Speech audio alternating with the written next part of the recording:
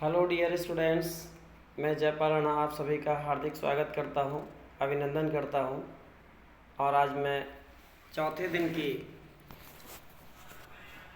अपनी live class में आपके साथ में आया हूं।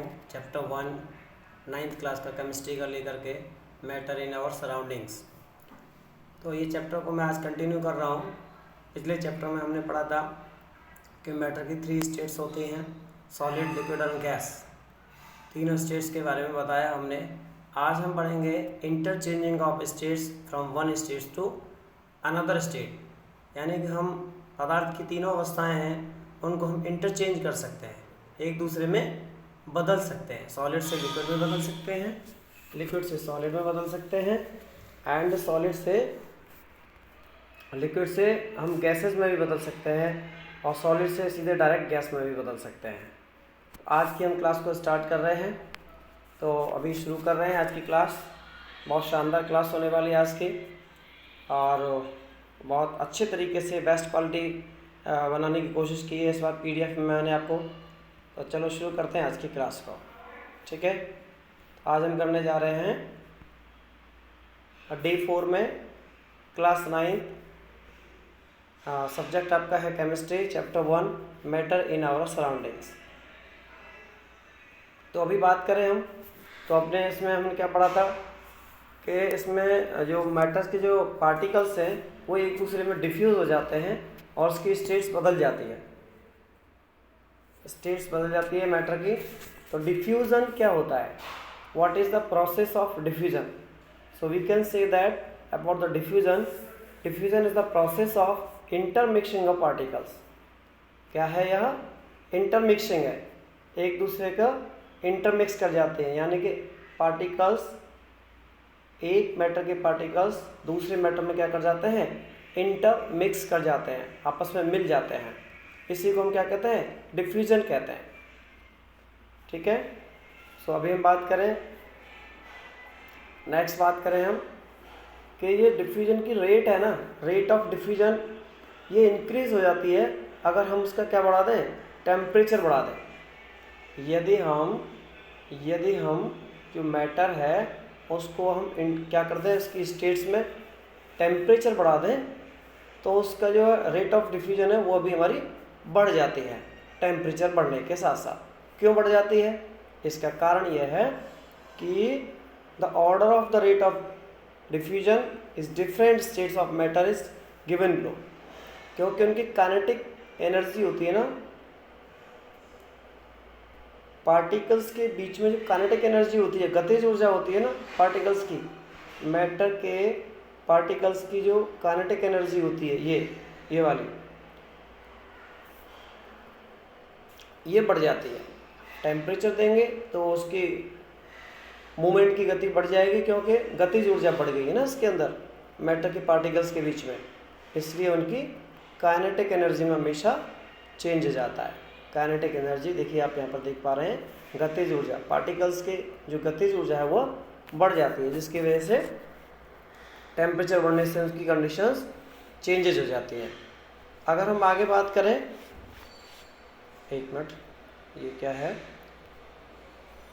अभी इजी टू यूज़ हो जाएगा कुछ समय बाद में, एक मिनट। चलिए, तो यहाँ हम बात करते हैं इसका, द ऑर्डर और the rate of diffusion of different states of matter. इनका रेट का, डिफ्यूजन की रेट का जो ऑर्डर है, क्रम है, वो क्या रहता है? सबसे ज़्यादा डिफ्यूजन होता है गैसेस के अंदर, सबसे ज़्यादा डिफ्यूजन होता है गैसेस के अंदर, सबसे मोर होता है, और लिक्विड के अंदर से कम होता है, और सॉलिड में डिफ्यूजन सबसे कम होता है, क्योंकि उनके पार्टिकल्स के बीच में जो स्पेस होता है ना वो उसके बेस पर डिपेंड करता है। जैसे हम बात करें, जैसे मैं कहूँ आपसे कि ये गैस है, तो रेट ऑफ डिफ्यूजन सबसे ज़्यादा गैस में होगा, और फिर उसके बाद में लिक्विड में होगा, और फिर उसके बाद में सॉलिड के अंदर होगा। सबसे ज़्यादा रेट ऑफ डिफ्यूजन होता है गैसेस के अंदर, ठीक है। क्या ये बात क्लियर है आपकी? चलिए, ये तीनों ही बातें आपको क्लियर हो गई होंगी, यहाँ तक उम्मीद है। आगे करते हैं। आगे बात करते हैं, the state of matter can be interchange into each other. हाँ, चेंज कर सकते हैं। स्टेट्स की जो मैटर है, मैटर की जो स्टेट है, पदार्थ की जो अवस्था है, उनको हम एक स्टेट से दूसरी स्टेट में बदल देते हैं। इसके तरीके क्या क्या हैं? अलग अलग तरीके हो सकते हैं इसके। सबसे पहला तरीका है मेल्टिंग और फ्यूज़न। जब एक पदार्थ के पार्टिकल्स जब मेल्ट हो जाते हैं या फ्यूज़ हो जाते हैं, पिघल जाते हैं, तो उस प्रोसेस को हम मेल्टिंग कहते हैं। जैसे बात करें, the process in which solid changes into liquids, ये मेल्टिंग की सबसे पहचान होती है कि जो सॉलिड्स होते हैं ना, ये सॉलिड्स के पार्टिकल चेंज हो जाते हैं डायरेक्टली लिक्विड स्टेट में। इस प्रोसेस को हम क्या कहते हैं? मेल्टिंग कहते हैं। क्या कहते हैं? मेल्टिंग कहते हैं। पदार्थ की वह अवस्था जिसमें वह सॉलिड अवस्था से लिक्विड अवस्था में चेंज हो जाता है, इसे हम मेल्टिंग कहते हैं। इसका एक अपना एक टेम्परेचर भी होता है मेल्टिंग पॉइंट का। जिस टेम्परेचर पर कोई पदार्थ पिघल जाता है उसे हम क्या बोलते हैं? मेल्टिंग टेम्परेचर कहते हैं। ठीक है, तो अभी हम आगे करते हैं, अगली स्टेट पे बात कर रहे हैं। कौन सी स्टेट पे जाना है अपन को? वेपोराइजेशन और पढ़ लेते हैं आज कि वेपोराइजेशन क्या होता है। चलिए, बहुत अच्छा कोशिश किया है कि क्वालिटी को और बेहतर बनाया जाए। तो वेपोराइजेशन कहते हैं किसी पदार्थ का वाष्पीकरण होना, उसकी वाटर वेपर्स में कन्वर्ट हो जाना। जब कोई लिक्विड और वाटर वेपर्स में कन्वर्ट हो जाता है तो उसको वेपोराइजेशन कहते हैं। So we can say about the vaporisation, vaporisation is the process in which a liquid changes into the gas, in which a liquid changes into the gaseous stage, उसकी गैसीय स्टेज में बदल जाता है। इसको हम क्या कहते हैं? वेपोराइजेशन कहते हैं, वाष्पीकरण कहते हैं। फॉर एग्जांपल बात करें, फॉर्मेशन ऑफ स्टीम, भाप बनती है, तो उसको हम वेपोराइजेशन के नाम से जानते हैं। जैसे हम केटली में पानी गर्म करें तो वो क्या कहलाएगा?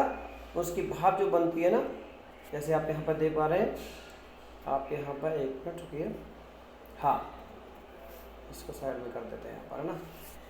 अब देखिए, अब जिस केटली को अपन ने क्या कर दिया, केटली को अपन ने यहाँ पर गरम कर दिया, तो गरम करते ही इसकी बाहर क्या निकल रही है? स्टीम निकल रही है। तो यहाँ पर केटली के अंदर चाय, दूध, पानी, कोई भी कुछ चीज़ रखी है, वो किस फॉर्म में है? लिक्विड फॉर्म में। और वो गर्म करने के बाद चेंजेस हो रही है आपकी वाटर वेपर्स की फॉर्म में, वह चेंज हो रही है। तो यह अवस्था क्या कहलाती है? वेपोराइजेशन व्यवस्था। वेपोराइजेशन की यह स्टेट कहलाती है, लिक्विड से भाप में बनने की जो प्रक्रिया होती है। ठीक है, अभी हम बात करें कि बॉइलिंग पॉइंट क्या होता है। Boiling point is a temperature at which a liquid starts converting into gaseous state, उसको हम बॉइलिंग पॉइंट कहते हैं। एट रूम टेम्परेचर, जैसे हम पानी को गर्म करते हैं, भाप बन जाता है, पानी लिक्विड अवस्था में होता है, लिक्विड फॉर्म में होता है। जब हम इसको गर्म करते हैं तो वह वाटर की वेपर्स के रूप में ऊपर चला जाता है, उड़ जाता है, वाटर वेपर्स बन जाती है। तो इसी को हम क्या कहते हैं? इसी को हम कहते हैं वेपोराइजेशन। इसको वेपोराइजेशन के साथ साथ बॉइलिंग पॉइंट कहते हैं, जिस टेम्परेचर पर वह भाप बन जाती है। ठीक है, एक मिनट, इसको हटा देता हूँ। इसी को हम वेपोराइजेशन कहते हैं। और बॉइलिंग पॉइंट, जिस टेम्परेचर पर वह लिक्विड से गैस अवस्था में बदल जाता है। जैसे वाटर है, पानी है, पानी का बॉइलिंग पॉइंट होता है 100 डिग्री सेंटीग्रेड। पानी 100 डिग्री सेंटीग्रेड लिक्विड से स्टीम में बदल जाता है, भाप में बदल जाता है। तो आज की क्लास को हम यहीं पर कंप्लीट करते हैं। कल फिर अगली क्लास में आएंगे वेपोराइजेशन के बाद, और कौन कौन सी स्टेट होती हैं जिसमें हम इसको कन्वर्ट कर सकते हैं। तो आज के लिए इतना ही काफ़ी है। Okay, thank you. उम्मीद है कि आज की क्लास आपको कल की क्लास से अच्छी लगी होगी। Okay, thank you.